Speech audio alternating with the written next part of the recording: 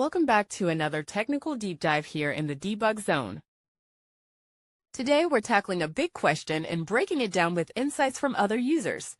Hopefully this clears up some misconceptions and helps you get the answer you need.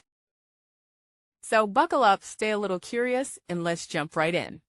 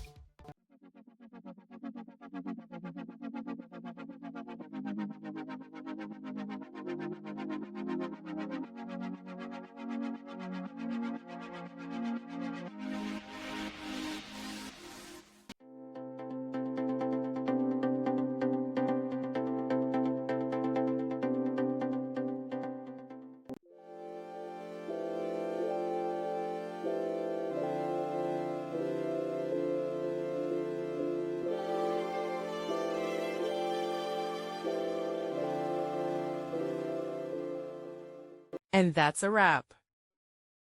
I hope you found the answer you were looking for. If you did, take a second to hit that subscribe button. It really helps out. And let me know in the comments which solution worked best for you. See you next time in the debug zone.